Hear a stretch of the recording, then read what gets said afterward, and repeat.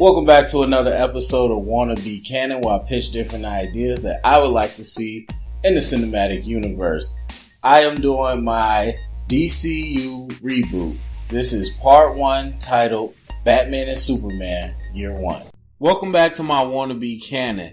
The power has gone back to the fans. I'm in charge of running the DCU and rebooting it.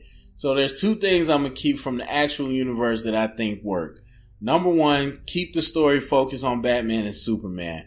The only way you can drive a cinematic universe in the DCU is by focusing on the two main heavy hitters. And I think that's important. The second thing is I'm going to start with a crossover and work my way down to other solo movies, small cameos, and then work back up to a team up. I think this way works. Warner Brothers started out doing this, but they did it for selfish reasons, trying to make more money instead of using it as a plot device and a vehicle to really set up better stories and set up a world where these characters interact with each other in an organic way. So I'm going to make sure those two things happen in my universe. But my first movie in phase 1 is called Batman and Superman Year 1. This is basically the story of young Bruce Wayne who just returns to Gotham, and upon finding how much crime is going on, decides to become Batman. And then on the other side, we have a middle-aged Clark Kent who has kept his powers from the world, but once he starts hearing the news of this Batman, he starts using his power to help Batman out. But he also remembers that he doesn't want to expose himself to the world and let everyone knows about the powers that he has.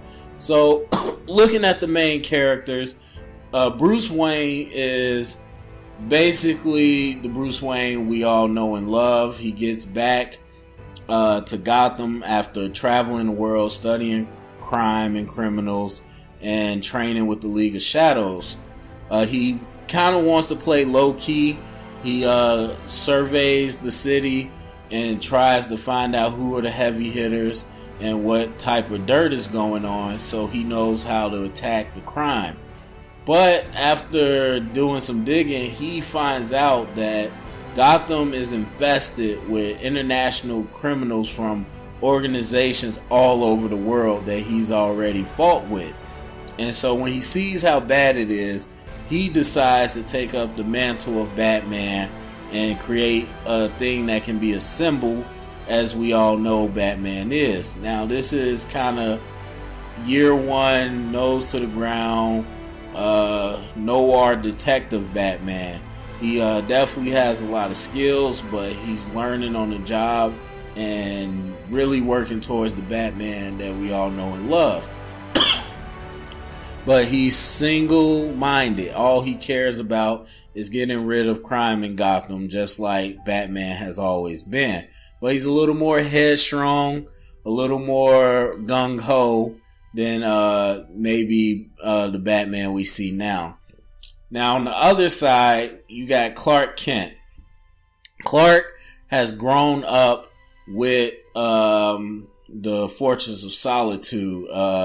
There's a Kryptonian scout ship that he found buried deep in Antarctica, and he basically repurposed it to be the Fortress of Solitude. So he's grown up with, his dad's hologram. He's grown up with the Kryptonian archives, and he studies. He studies not only the history of Earth and their people, but other thousands of planets and their people. And he comes to the conclusion that the only thing that can come from him revealing himself is chaos.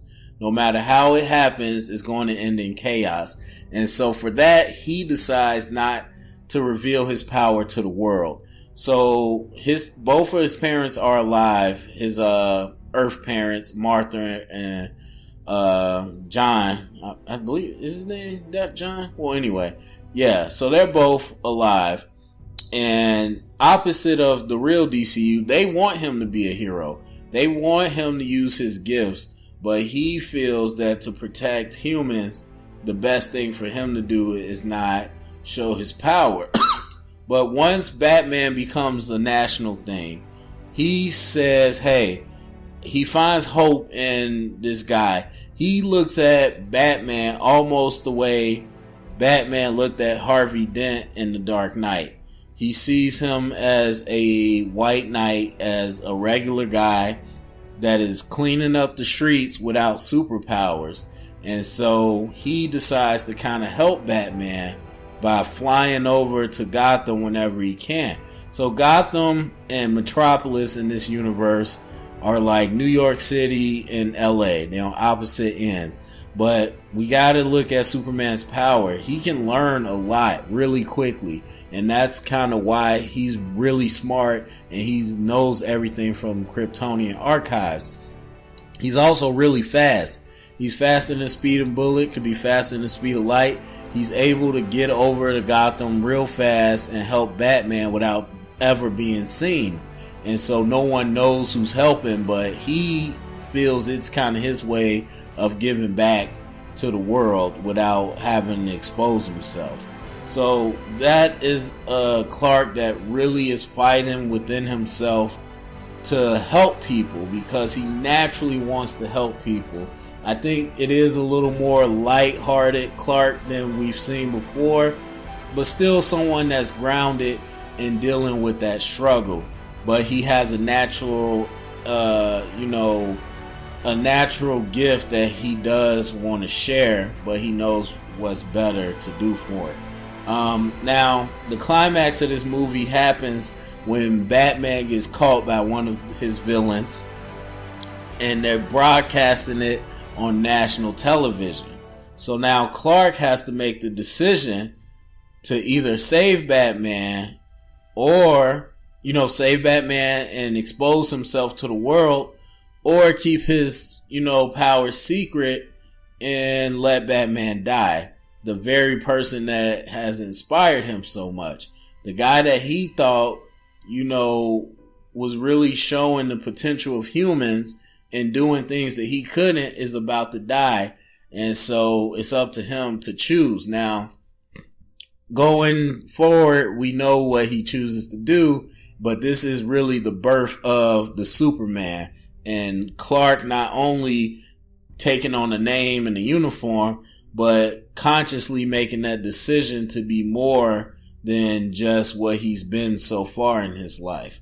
So I think there's a lot of fun things that you can do in this movie, a lot of good scenes to be had, but really telling the story of Clark, giving birth to Superman, and kind of Bruce giving birth to Batman and how he became to be. So in essence, it's both, it's both of their year one.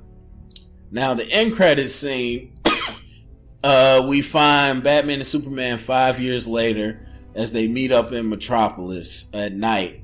Batman tells Superman that he's in town on business as Bruce Wayne, and they're both kind of talking as colleagues, but they're interrupted by a flash of bright green light in the sky.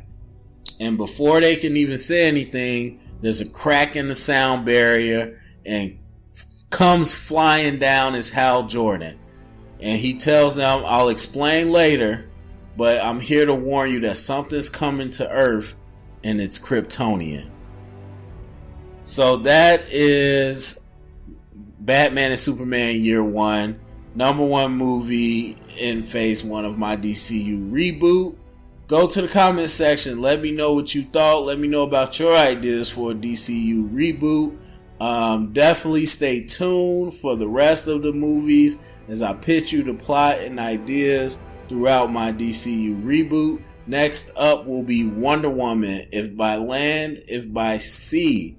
So give me a like, a thumbs up, subscribe, and if you heard it here, it's official canon.